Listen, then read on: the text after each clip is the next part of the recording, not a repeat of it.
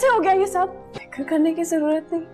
अब तुम्हें जो भी बात करनी है ना, वकील से जाके करना। मोहब्बत करती हूँ। एक औरत समझ के मैंने तुम पे भरोसा किया।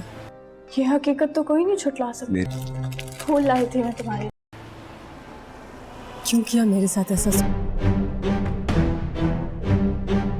ड्रामा सीरियल ए इश्क के जुनून के आने वाले एपिसोड में आप लोग देखेंगे अब एमन सारी जिंदगी अपने ऊपर होने वाली सारी ज्यादतियों का कसूरवार राहिम को समझेगी और पूरी जिंदगी राहिम को इतना कोसने लगेगी जैसे उसके साथ ये सारी ज्यादतियां करने वाला राहिम ही था। अब राहिम अपनी सफाइयों में क्या पेश करे एमन के सामने? उसने तो कभी भी एमन की तरफ आंख उठा के भी ठीक से नहीं देखा। वो शुरू से लेकर आज तक एमन की बहुत इज्जत करता था और उसके होटल में जितने भी एम्प्लॉइज हैं वो सबकी दिल से कदर करता है और दिल से इज्जत करता है। राहिम जैसा इंसान जिसके बारे में एमन बहुत गलत सोचने लगी है और राहिम के बारे में एमन की सोच बहुत ही गलत बन चुकी है, क्योंकि जब से उसने शेरोज को राहिम के साथ वो फैमिली तस्वीर खिंचवाते हुए देखा था उसके बाद से तो उसके जहन में शेरोज नहीं बल्कि राहिम का नाम बन चुका है और वो समझती है कि ये सब कुछ राहिम ने किया है। अगर राहिम खुद ये सब कुछ करता तो उसकी असलियत मेरे सामने आ जाती, लेकिन उसने जानबूझकर अपने भाई से ये सब कुछ करवाया ताकि उसके दिल को सुकून मिल सके। लेकिन एमन ये बात क्यों नहीं समझती कि राहिम ये सब कुछ एमन के साथ आखिर क्यों करेगा? आखिर राहिम का क्या मकसद होगा एमन के साथ ये सब कुछ करने का?